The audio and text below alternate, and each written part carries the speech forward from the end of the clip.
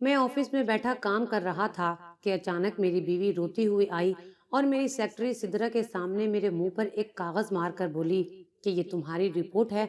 तुम कभी भी मुझे औलाद की खुशी नहीं दे सकते। इससे पहले कि मैं खुला लूं, तुम खुद ही मुझे तलाक दे दो।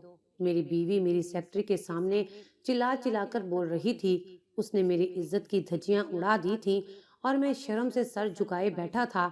जब मेरी बीवी चली गई तो मेरी सेक्रेटरी सिद्रा मुझसे कहने लगी, सर, आप मुझसे शादी कर लें, मैं आपको औलाद की खुशी दूंगी। मैं तो बांझ था, मेरी सेक्रेटरी मुझे कैसे औलाद की खुशी दे सकती थी। मैंने बीवी से बदला लेने के लिए उसी वक्त अपनी सेक्रेटरी सिद्रा से निकाह कर लिया और उसे घर ले गया। मगर मेरे पैरों तले से जमीन निकल गई जब सिद्रा ने मेरे साथ। मेरा नाम अरशद है। मैं बचपन से ही बहुत ज़हीन लड़का था। हर क्लास में फर्स्ट आता था। मेरे वालिद एक सरकारी इदारे में अच्छी पोस्ट पर काम करते थे। कुछ उनका मान रखने के लिए भी मैं दिन रात पढ़ाई करता। मुझे पढ़ने लिखने का बहुत शौक भी था। जो ख्वाब मेरे वालिदैन ने मेरे लिए देखे थे, मैं उनको पूरा करना चाहता था। मेरी वालदा एक नेक खातून थी। वो हर रोज सुबह मुझे घर पर ही कुरान पढ़ाती। मेरे साथ साथ मोहल्ले के और भी बच्चे मेरी वालदा से पढ़ने आया करते थे। उन्हीं दिनों अचानक अब्बा की तबीयत खराब रहने लगी। उनको कई डॉक्टरों को दिखाया, मगर कुछ अफाका ना हुआ। और फिर एक दिन वो हमें छोड़कर इस दुनिया से रुखसत हो गए। उस दिन मेरा मैट्रिक का रिजल्ट आना था। मैं जैसे ही अपना रिजल्ट अपने अब्बा जान को बताने घर पहुंचा तो वो इस दुनिया से हमेशा के लिए जा चुके थे। अम्मा उनकी चारपाई पकड़े रो रही थी और हमारी दुनिया उजड़ गई थी। हम बेसहारा हो चुके थे। अब्बा की वफात के बाद काफी अरसा यूं ही गुजर गया। मेरी वालदा ने मेरे लिए खुद को संभाला और मेरा दाखिला शहर के एक बड़े से कॉलेज में करा दिया। मैं उनको छोड़कर नहीं जाना चाहता था, पर मेरी अम्मी कहती थी कि मुझे अपने बाप के ख्वाब पूरे करने हैं। मुझे डॉक्टर बनना है और लोगों का फ्री में इलाज करना है। एक दिन कॉलेज मेरी वालदा और मेरे मामू मुझसे मिलने आए। मामू मुझे एक साइड पर ले गए और कहने लगे कि उनकी बहन अभी जवान है, तुम पढ़ाई के लिए कॉलेज आ गए हो और तुम्हारी माँ का अकेले रहना बहुत मुश्किल है, और वैसे भी वो जवान है, दूसरी शादी कर सकती है। इसलिए मैं तुम्हारी माँ की रजामंदी से उसकी शादी अपने साले राहील से कर रहा हूँ। अब तुम बता दो कि तुम्हारी क्या मर्जी है। राहील तुम्हें बाप का प्यार देगा, तुम्हें बाप भी मिल जाएगा। मामू मुझे कहने लगे, देखो बेटा, जमाना बहुत खराब है, अपना और अपनी माँ का सोचो। मामू की बातों से मेरे दिल को कुछ हुआ था। मेरी माँ कैसे किसी को मेरे बाप की जगह दे सकती है? कैसे वो मुझे छोड़कर अपना घर बसा सकती हैं? शायद मैं खुद गर्ज हो गया था जो ऐसे सोच रहा था। वो सब ठीक कह रहे थे। मेरी माँ का अगर दोबारा घर बस रहा है तो बहुत अच्छी बात है। वैसे भी तो मेरी माँ इस शादी के लिए रजामंद थी। उन्हें अपनी जिंदगी अपनी मर्जी से गुजारने का हक था। मैंने हामी भर ली और मैं ये भी जानता था जो मेरे दिल पर बीत रही थी। मेरा दिल अंदर से रो रहा था। मैं अंदर से टूट चुका था। माँ की शादी के बाद मैंने घर जाना बिल्कुल खत्म कर दिया था। माँ रोज फोन करती और मैं पढ़ाई का बहाना बनाकर मना कर देता। 1.5 साल गुजर चुका था, मैं अपने घर नहीं गया था और ना ही मैं जाना चाहता था। मुझे वो शख्स जिससे मेरी माँ ने शादी की थी, वो हरगिज कबूल नहीं था। एक दिन मुझे खबर मिली कि मेरी बहन पैदा हुई है और मैं मुस्कुरा भी ना सका। सारा दिन सड़कों पर आवारागर्दी करता रहा और शाम को हॉस्टल पहुंचा। तब दोस्त ने बताया कि तुम्हारे अम्मी अब्बू आए थे और उनके पास एक बच्ची भी थी। उन्होंने कहा कि ये बच्ची अरशद की छोटी बहन है। यार, तुम्हारी माँ ने इस उम्र में दूसरी शादी कर ली। वैसे देखने में तो तुम्हारी माँ नहीं लगती, बल्कि तुम्हारी बड़ी बहन लगती थी। मैं चुपचाप उसकी बातें सुनता रहा और वो पता नहीं क्या क्या बोल रहा था। हम दोनों एक दूसरे को 3 साल से जानते थे, लेकिन वो ये कभी नहीं जान सका था कि मेरी माँ ने दूसरी शादी की हुई है। काश कि मेरी माँ मुझ पर एतबार करती, मैं कभी उनको बेआसरा ना छोड़ता। मैं उनका साया बनकर हर वक्त उनके पास रहता। सच बताऊं तो मुझे अपना सुतेला बाप किसी भी तरह कबूल नहीं था, लेकिन माँ ने मुझे अंदर से तोड़ दिया था। वो चाहती तो कभी शादी ना करती। मेरे दोस्त मुबीन ने मुझे सोचों में गुम देखा तो मेरे कंधे पर हाथ रखा, और जैसे ही मैंने उसकी तरफ देखा वो चौंक गया। मेरी आंखें सुर्ख थीं और मैं बहुत मुश्किल से खुद पर जब्त किए बैठा था। اس نے میرے کندھے پر ہاتھ رکھا اور بولا، ارشد، میں تو تمہارا دوست ہوں۔ پتہ نہیں وہ الفاظ تھے یا کیا، اچانک میں بچوں کی طرح رونے لگا، اسے سب کچھ بتانے لگا۔ اس نے مجھے چپ نہیں کروایا اور میں کتنی ہی دیر روتا رہا۔ اس کی بھی آنکھیں نم تھیں۔ جب میں رو چکا تو اس نے کہا، چل آج باہر کھانا کھانے چلتے ہیں، کئی دن ہو گئے ہم نے کچھ اچھا نہیں کھایا۔ میرا دوست کا تعلق ایک امیر گھر سے تھا، لیکن اس کے ماں باپ نہیں تھے، وہ بھی ہاسٹل میں رہتا تھا۔ اس کا خرچ جو اچھا خاصا ہوتا تھا اس کے دادا ابو بھیجتے تھے، اور چھٹیوں میں مبین کے ساتھ اس کے گھر چلا جاتا۔ اس کا گھر بہت بڑا تھا۔ اس کے دادا دادی مجھے بھی مبین کی طرح ہی پیار کرتے تھے۔ جب میں نے انہیں اپنی کہانی سنائی تو انہوں نے مجھے اپنے گھر جانے پر مجبور کیا اور کہا کہ تمہاری ماں نے دوسری شادی کر کے کوئی گناہ نہیں کیا، اسلام انہیں اس بات کی اجازت دیتا ہے۔ میں ان کے سمجھانے پر اپنے گھر کبھی کبھار آ جاتا تھا۔ میرا دوسرا باپ بھی اچھا تھا، پر میں ان سے زیادہ بات نہیں کرتا تھا۔ وہ میرا بہت خیال رکھتے تھے۔ میری پڑھائی پر جو خرچ ہوتا وہ میرے مرحوم ابا کی کچھ زمین تھی، جس کی وجہ سے انہوں نے بیچ کر میرا اکاؤنٹ کھول دیا تھا اور میرا خرچ اچھا چل رہا تھا۔ اب بھی کئی بار میری ماں نے مجھے پیسے دینے کی کوشش کی، لیکن میں نے لینے سے انکار کر دیا۔ مجھے اپنی بہن سے بھی کوئی لگاؤ نہیں تھا۔ وہ میری بہن تو تھی نہیں، وہ تو بس میری ماں کی بیٹی تھی۔ مجھے کبھی کھانے پینے کی تنگی نہیں ہوئی تھی۔ میرا دوست مبین مجھے کبھی پیسے خرچ کرنے ہی نہیں دیتا تھا، لیکن کبھی کبھی مجھے شرم آ جاتی تو وہ کہتا، تو میرا دوست نہیں ہے، بھائی ہے، اور بھائی شرمندہ نہیں ہوا کرتے۔ ہماری دوستی بہت پکی اور مضبوط تھی۔ حقیقت میں مبین بھی میری طرح اکیلا تھا اور اپنی اداسی مجھے بتاتا اور میں اسے۔ ہم دونوں ہی ایک دوسرے کے لیے کافی تھے۔ میں جب کبھی بہت اداس ہوتا تو مبین کہتا، شکر ہے کہ تم میری بیوی نہیں ہو، ورنہ تو میں تمہیں منا کر تھک جاتا، اور ہم ہنسنے لگتے۔ مبین بھی میرے ساتھ ڈاکٹر بن رہا تھا۔ ہم ایک دوسرے کی بہت عزت کرتے تھے۔ ایک دن میری ماں اور میرا سوتیلا باپ مجھ سے ملنے آئے۔ وہ چاہتے تھے کہ میں شادی کر لوں، اور میری شادی کے لیے انہوں نے ایک لڑکی بھی دیکھ لی تھی۔ وہ میرے سوتیلے باپ کی بھانجی تھی۔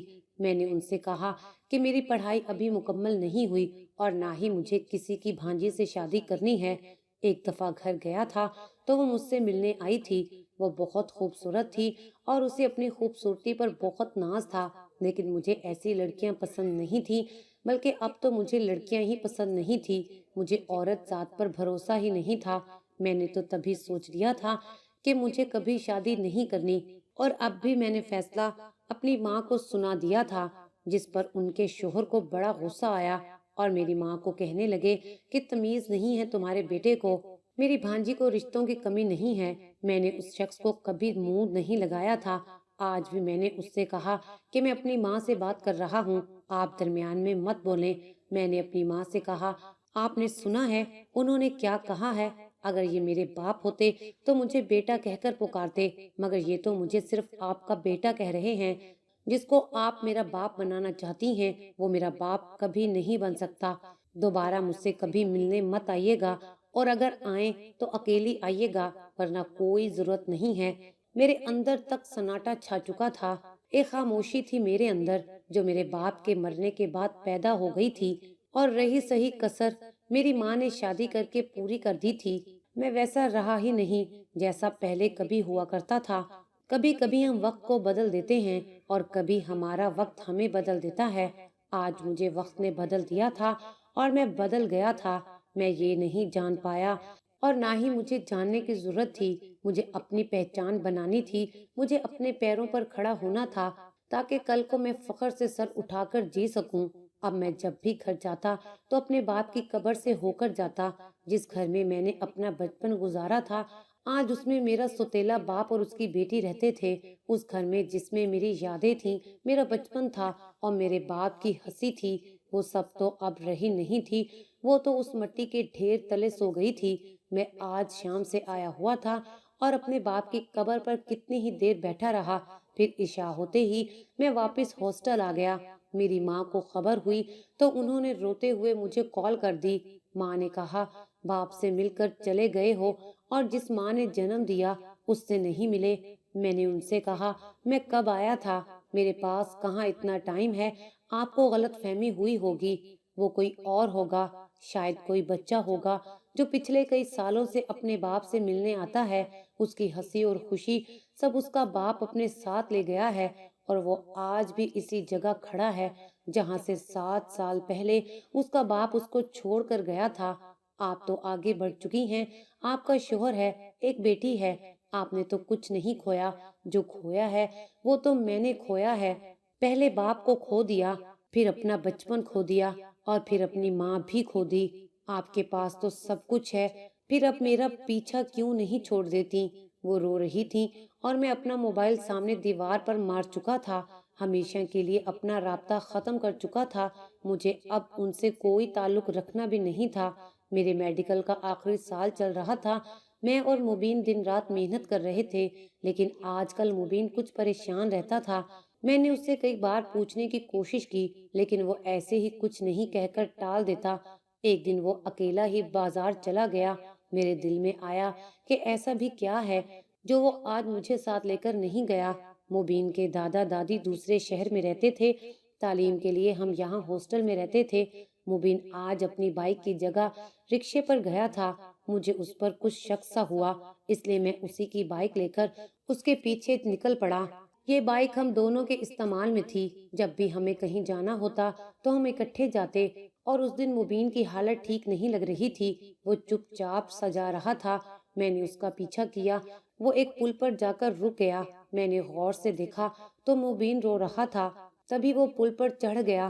اسی وقت میرے دماغ نے کام کیا اور میں نے فل سپیڈ سے بائک گھمائی اور اس کے آگے جا کر اس کو پیچھے کھینچ لیا، اس کو 2-3 تھپڑ مارے اور پوچھا وہ کیوں مرنا چاہتا ہے۔ مجھے کچھ سمجھ نہیں آ رہا تھا، اور پھر وہ میرے گلے لگ کر روتا رہا۔ مجھے یقین ہو گیا کہ مرد 2 چیزوں پر روتا ہے، یا تو کسی عورت نے دل توڑا ہو، یا پھر وہ اپنے حالات سے تنگ آ گیا ہو۔ اس کی ایک بات تو ثابت ہو چکی تھی کہ وہ کوئی عورت ہی ہوگی، کیونکہ مبین کے مالی حالات بہت اچھے تھے۔ تبھی میں نے اس سے پوچھا کون ہے وہ جس کے لیے وہ مرنے چلا تھا۔ اس نے میرا بھی نہ سوچا کہ میرا کیا ہوگا۔ تب اس نے بتایا کہ وہ کسی نگین نامی لڑکی کو پسند کرتا ہے، اور وہ لڑکی بھی میرے دوست کو پسند کرتی ہے۔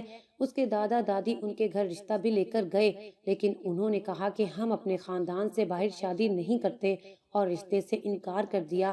جب انہیں معلوم پڑا کہ نگین بھی مجھ سے محبت کرتی ہے تو انہوں نے نگین کو بہت مارا۔ وہ لوگ بہت سخت دل ہیں۔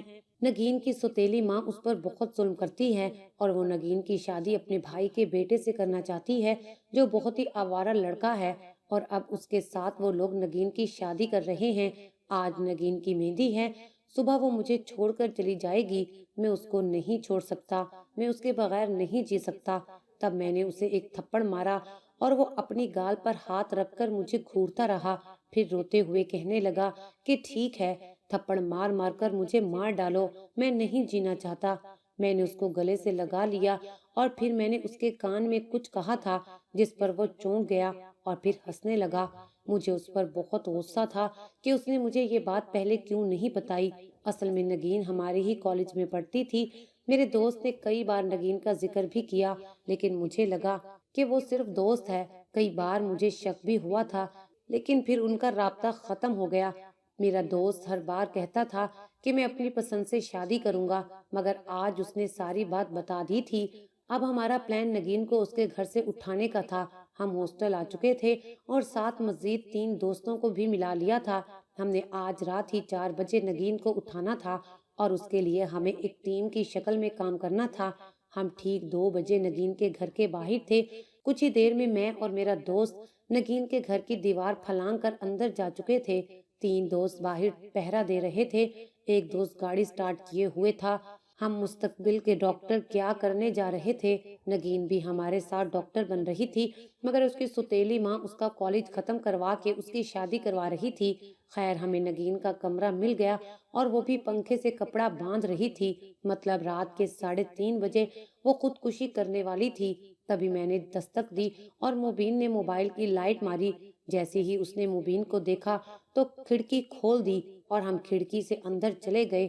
وہ مبین کے سینے سے لگ کر رو رہی تھی، مبین بھی ساتھ رو رہا تھا، اور میں منہ پہ ہاتھ رکھ کر ہنس رہا تھا۔ پھر ان دونوں کو یاد دلایا کہ ہم یہاں کیوں آئے تھے، جس پر نگین نے انکار کر دیا۔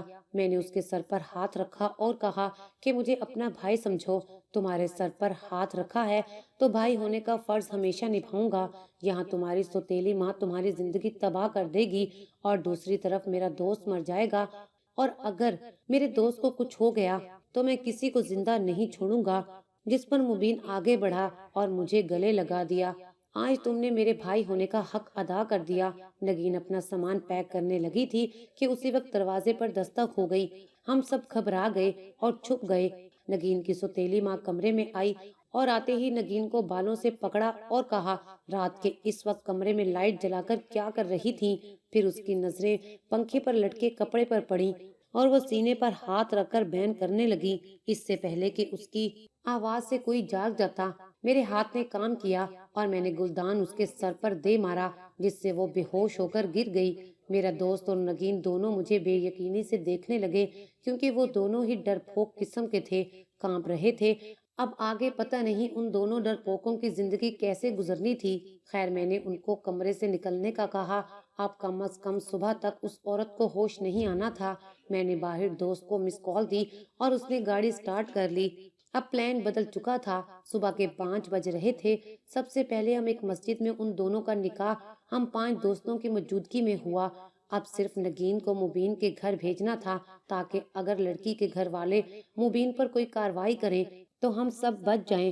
دوسری طرف جیسے ہی نگین میرے دوست یعنی اپنے شوہر کے گھر پہنچی تو وہ محفوظ ہاتھوں میں پہنچ چکی تھی۔ ہم سب بھی ہاسٹل لوٹ آئے اور سو گئے۔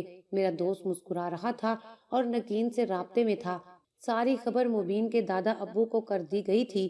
انہوں نے کہا، جیو میرے شیر، تو نے میرا نام روشن کر دیا۔ میرے دوست کے دادا ابو ایسے ہی خوشباش انسان تھے۔ وہ میرے دوست کے دادا کم اور دوست زیادہ تھے۔ یہ سارا پلان میں نے بنایا تھا اور ہم نے 5 گھنٹوں میں اسے مکمل بھی کر لیا تھا۔ میرا دوست مبین حیران ہو رہا تھا کہ ایک ہی رات میں اسے اس کی محبت بھی مل گئی اور اس کا نکاح بھی ہو گیا ہے۔ میں سوچ چکا تھا۔ ٹھیک 11 بجے پولیس آئی اور اس کے ساتھ نگین کے والد اور سوتیلے بھائی بھی تھے۔ انہوں نے آج تک مبین کو نہیں دیکھا تھا۔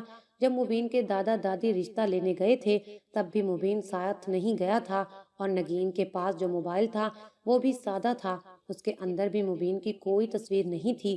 میں جانتا تھا کہ وہ بھی نرم دل اور تھوڑا کمزور ہے۔ تبھی میں نے اسے کہا کہ آج کے دن کے لیے میں مبین بن کر رہوں گا، تم اپنی زبان بند رکھنا۔ تبھی دروازے پر دستک ہوئی۔ دروازہ کھولا تو سامنے پولیس کھڑی تھی۔ جیسے ہی پولیس نے پوچھا کہ مبین کون ہے تو میں نے بول دیا کہ میں ہوں مبین۔ میرا دوست حیرت سے میری طرف دیکھ رہا تھا۔ میں نے اس کو قسم دی تھی کہ تم کچھ نہیں بولو گے۔ پولیس والے مجھے اپنے ساتھ لے گئے۔ جیل جانا اور وہاں پولیس والوں کی مار کھانا بچوں کا کھیل نہیں تھا۔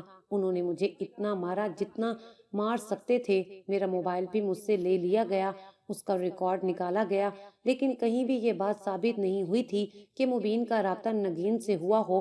اور پھر شام کے 8 بجے مبین کے دادا آ چکے تھے۔ مبین بھی ان کے ساتھ تھا۔ ان کے پاس میری ضمانت کے کاغذات تھے۔ مجھے رہا کر دیا گیا۔ میں نے یہ سب کچھ بڑی ہی چالاکی سے کیا تھا۔ ابھی تک کسی کو بھی حقیقت کا کچھ پتہ نہیں تھا۔ میں پورا 1 ماہ ہسپتال میں رہا۔ مبین ہر طرح سے میرا خیال رکھتا اور مجھے دیکھ کر روتا رہتا۔ انہی دنوں ہسپتال میں میری ملاقات تانیہ نامی لڑکی سے ہوئی۔ ہم دونوں نے ایک دوسرے کو پسند کر لیا اور شادی کا فیصلہ بھی کر لیا۔ میرے دوست کے دادا ابو نے میرا رشتہ وہیں طے کروا دیا اور ٹھیک 3 سال بعد میرے ڈاکٹر بنتے ہی ہماری شادی ہو گئی تھی۔ میرے دوست مبین نے اپنا ہسپتال بنا لیا تھا اور میں بھی اسی کے ہاسپٹل میں جاب کر رہا تھا۔ میرا دوست اپنی بیوی نگین کے ساتھ بہت خوش تھا۔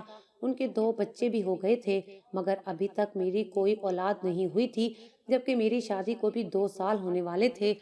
اب تو میری بیوی بھی اولاد کے لیے ترسنے لگی تھی۔ اس کا میرے ساتھ رویہ بھی بہت خراب ہو گیا تھا۔ بات بات پر مجھ سے لڑنے لگتی تھی۔ انہی دنوں میرے دوست نے ہسپتال میں ایک نئی نرس رکھی تھی۔ اس کا نام سدرا تھا۔ وہ نرس کم اور مہارانی زیادہ لگتی تھی۔ ایک روز میری بیوی ہسپتال میں آئی اور اسے سدرا کے سامنے مجھ پر الزام لگایا کہ تم بانجھ ہو، تم کبھی بھی مجھے اولاد نہیں دے سکتے۔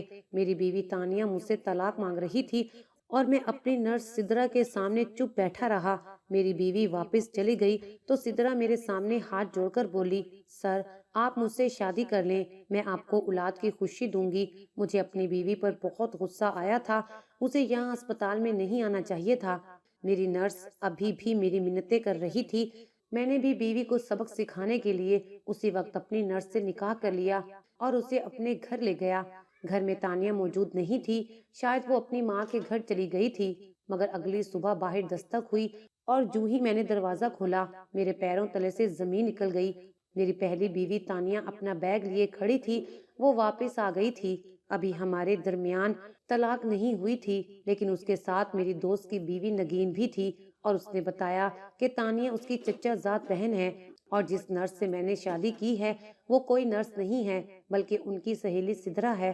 اصل میں سب کچھ الٹا ہو گیا تھا۔ ہوا کچھ یوں کہ میری پہلی بیوی تانیہ کبھی ماں نہیں بن سکتی تھی کیونکہ وہ بانجھ تھی اور وہ مجھے اولاد کی خوشی سے محروم نہیں رکھنا چاہتی تھی۔ اسی لیے میرے دوست اور اس کی بیوی نگین اور میری بیوی تانیہ نے مل کر ایک پلان بنایا تھا۔ جیسے میں نے ان کی شادی کروائی تھی اسی طرح اولاد کی خاطر انہوں نے میری دوسری شادی کروائی تھی۔ اب سب میرے سامنے مجرموں کی طرح بیٹھے تھے۔ مجھے ان سب پر بہت غصہ تھا، اس لیے میں گھر چھوڑ کر چلا گیا۔ میں 3 دن باہر ہوٹل میں رہا اور پھر سب کے منانے اور معافیا مانگنے کے بعد میں نے ان سے صلح کر لی تھی۔ ادھر میرا سوتیلا باپ بھی فوت ہو گیا تھا اور میری ماں بھی میرے پاس آ گئی تھی۔ میں نے اپنی ماں سے معافی مانگ کر ان سے بھی صلح کر لی تھی۔ آخر وہ میری ماں تھی۔ آج اس بات کو 3 سال گزر گئے ہیں۔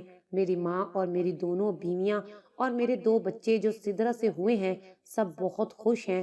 آج ہم پرانی باتوں کو یاد کر کے بہت ہنستے ہیں۔ میری سوتیلی بہن کی بھی شادی ہو چکی ہے اور وہ بھی اپنے گھر میں بہت خوش ہے۔